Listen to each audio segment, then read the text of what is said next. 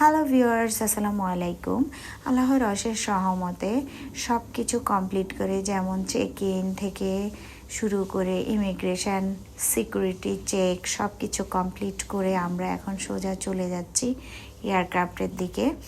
আলহামদুলিল্লাহ, জাস্ট টাইমে অনবোর্ড হতে পারবো।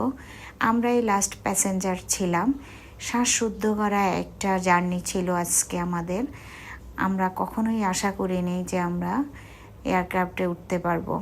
তো আলহামদুলিল্লাহ, আল্লাহকে অনেক অনেক ধন্যবাদ।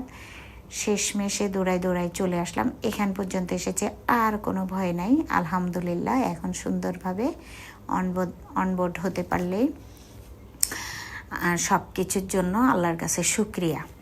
তো দরজার এখানে আসলে একটু ভিড় হয়, স্লোলি যেতে হয়, কারণ সবাই তাদের ব্যাগগুলো রাখে, তাদের জিনিসপত্র রাখতে একটু সময় লাগে।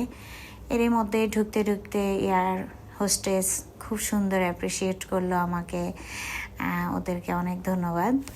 আর সিঙ্গাপুর এয়ারলাইন্সের হসপিটালিটি অনেক অনেক সুন্দর, এটা সারা বিশ্বে সবাই জানে।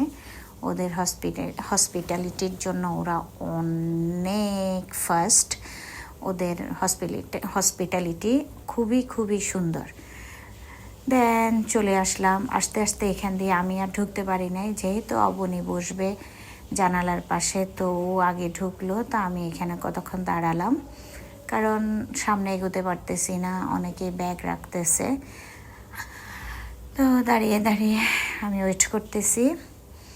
আর আসলেই জার্নির কথা মনে হলে খুব আতঙ্কিত হয়ে উঠতেছি এখন পর্যন্ত, কারণ এই অবস্থা হবে কখনো কল্পনাও করিনি। এর মধ্যে পিছনে অনেকগুলো লোক দাঁড়ানো। তো ওই যে বললাম যে একে একে জিনিসপত্র রাখতে যতক্ষণ লাগে আর কি। তো অবনীকে বলি যে তুই ওইদিকে চলে যা, আসলে ব্যাগ ট্যাগ রাখতে যা সময় লাগে। তা লাগেজটা উঠাই নিল। আর যদি আমরা লাস্টে আসার কারণে একটু ঝামেলা হচ্ছে, কারণ বিমানে যদি আগে উঠতে পারে তাহলে লাগেজ টাগেজ রাখতে সুবিধা, খালি থাকে। দেখা যায় যে লাস্টে উঠলে সিটের পাশে জায়গা পাই না, অনেকে রেখে দেয়। তো সেই জন্য আমাদেরকে অন্য জায়গায় ব্যাগগুলো রাখতে হয়। দেন ফাইনালি আমার টাইম এসেছে, আমি এখন বসে যাব। আমার পিছনে আমার জন্য অনেকে যেতে পারতেছে না।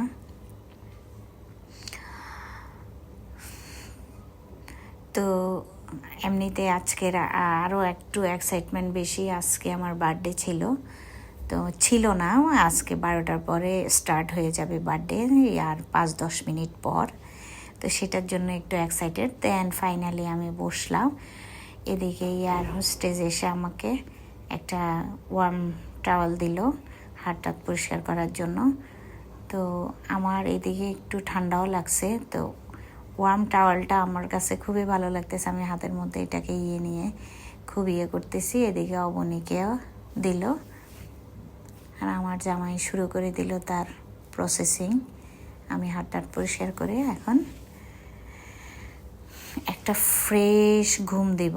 এরই মধ্যে খাবার চলে আসতে পারে, খাবার টাবারের আগে আমি একটা ঘুম দিব, কারণ খুবই টায়ার্ড, সেই দুপুরবেলায় বের হয়েছি। টাওয়ালটা ধরে রাখতে খুবই ভালো লাগতেছে, কারণ এটা অনেক ওয়ার্ম, কুসুম গরম, খুবই ভালো লাগতেছে। আমার দুটো নখ পড়ে গিয়েছে তাড়াহুড়া করে ব্যাগ টান দিতে গিয়ে। এদিকে বাইরে দেখি যে প্রচণ্ড বৃষ্টি শুরু হয়ে গিয়েছে। আল্লাহই জানে সিঙ্গাপুরে নেমে বৃষ্টি পাবো কি না। তারপরেও আমরা 3 জনে 3টা ছাতা নিয়ে নিয়েছি, কারণ সিঙ্গাপুরে সবসময় বৃষ্টি থাকে, সারা রাত বৃষ্টি হয়, সকালে কমে। সিঙ্গাপুরের ওয়েদারটাই এরকম, সিজনটা মানে ওদের ইয়েটাই ওরকম। তো সেই জন্য আমার হাজব্যান্ড বলে যে ছাতা রাখতে হবে সব সময়। দেন এয়ারক্রাফটে বসে নিজেকে একটু পরিপাটি করে নিলাম। এরপরে একটা মুভি দেখবো হয়তো। তো স্টার্ট হয়ে গিয়েছে সিঙ্গাপুর এয়ারলাইন্সের অ্যাডগুলো। তো মোটামুটি বসে দেখতেছি। তো সবাই আমাদের জন্য দোয়া করবেন, সুন্দরভাবে অনবোর্ড হতে পেরেছি। এখন জাস্ট ফ্লাইংয়ের পালা, যে কতটুকু আমার। তারপরে আমি একটু নার্ভাস, কারণ ইদানিং একটু বিমান ক্র্যাশ হয় বেশি, সেটার জন্য একটু নার্ভাস। তো আমাদের জন্য সবাই দোয়া করবেন। দেখা হবে নেক্সট ভিডিওতে। আল্লাহ হাফেজ।